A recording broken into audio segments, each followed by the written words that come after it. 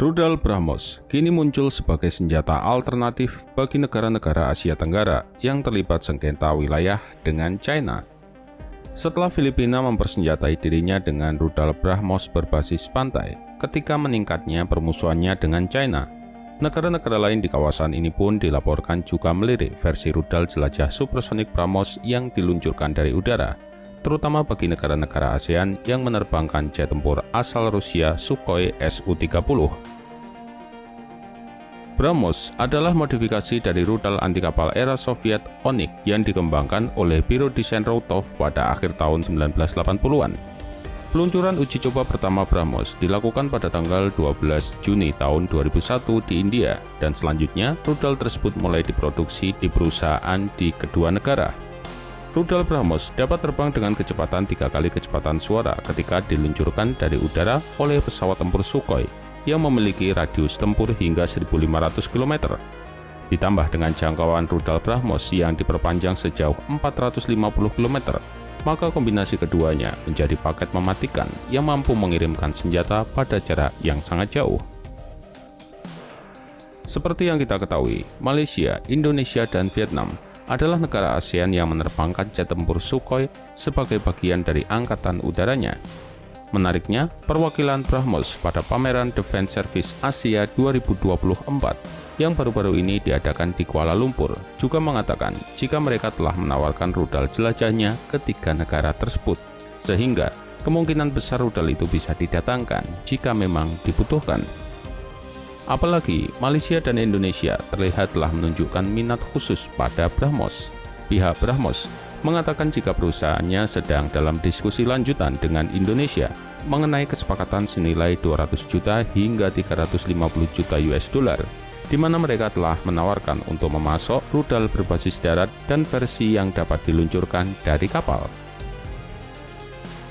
Harus diakui, perkembangan rudal BrahMos di ASEAN mulai mencuat saat India mengirimkan rudal BrahMos berbasis pantai ke Filipina pada tanggal 19 April kemarin. Penggunaan BrahMos ini membuat Filipina akan bergabung dengan klub kecil negara-negara Asia Tenggara yang memiliki kemampuan rudal jelajah anti kapal supersonik, di mana Indonesia telah mengoperasikan rudal jelajah anti kapal supersonik Yakhon asal Rusia sejak tahun 2011. Sementara pada tahun 2015, Angkatan Darat Vietnam juga membeli 2 sistem rudal pertahanan pesisir bergerak Bastion P berbasis darat dari Rusia. Meskipun hubungan China dan Rusia semakin dekat dalam beberapa tahun terakhir, sebagai bagian dari tantangan bersama melawan tatanan internasional yang dipimpin oleh Amerika, namun penjualan senjata terbaru India ke ambang pintu China itu tampaknya menunjukkan adanya kelonggaran yang diberikan Rusia. Putin tentu tidak mungkin memveto ekspor India dengan mengorbankan hubungannya yang secara historis sangat dekat dengan India. Meskipun rudal itu nantinya dapat memberikan Filipina kemampuan untuk melawan China.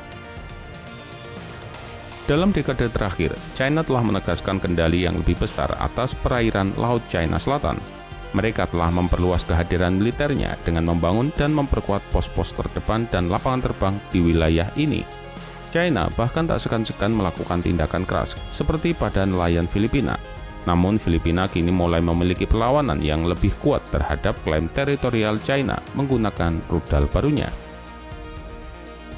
Di kawasan ASEAN, Indonesia mungkin dapat segera menjadi negara kedua yang memesan rudal jelajah supersonik BrahMos. Bagi Indonesia, Rusia memang menjadi pilihan utama dalam pengadaan senjata, di mana 30% senjata Indonesia berasal dari mereka.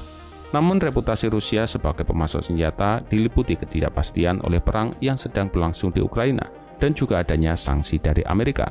Sehingga India memiliki peluang untuk memantapkan dirinya sebagai mitra pilihan di kawasan ASEAN menggantikan Rusia. Bagi Indonesia, manfaat dari memperoleh sistem senjata baru yang kuat dari India ini tentu tidak sulit untuk dilihat. Angkatan Laut Indonesia sebelumnya telah mengoperasikan rudal jelajah anti kapal supersonik Yakhon berbasis kapal sejak tahun 2011 dari Rusia. Sehingga pembelian rudal BrahMos yang lebih canggih akan mewakili peningkatan besar pada kemampuan pencegah maritimnya di perairan di sekitar Kepulauan Natuna yang tumpang tindih dengan klaim Nine Dash Line China. Angkatan Udara India sendiri kini telah mengoperasikan Su-30 MKI mereka yang dilengkapi dengan BrahMos yang diluncurkan dari udara. Bahkan Angkatan Udara India telah memindahkan Sukhoi yang dilengkapi dengan BrahMos untuk lebih dekat ke perbatasan selama puncak konflik dengan China. Langkah India untuk mengerahkan BrahMos di sepanjang perbatasan Indo-China tentu mendapat tanggapan tajam dari China dan dianggap menimbulkan ancaman serius bagi provinsi Tibet dan Yunnan di China.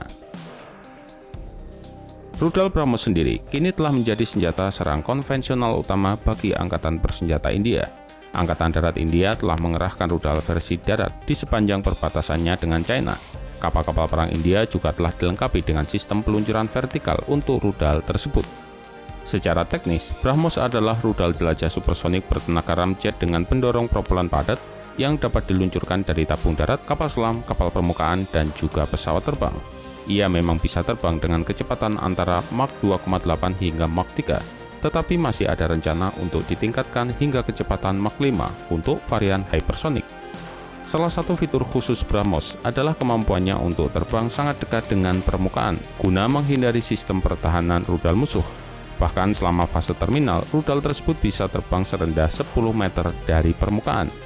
Dengan segala kemampuan yang dimilikinya, rasanya rudal ini cocok dipinang, utamanya bagi negara yang sedang berselisih dengan China.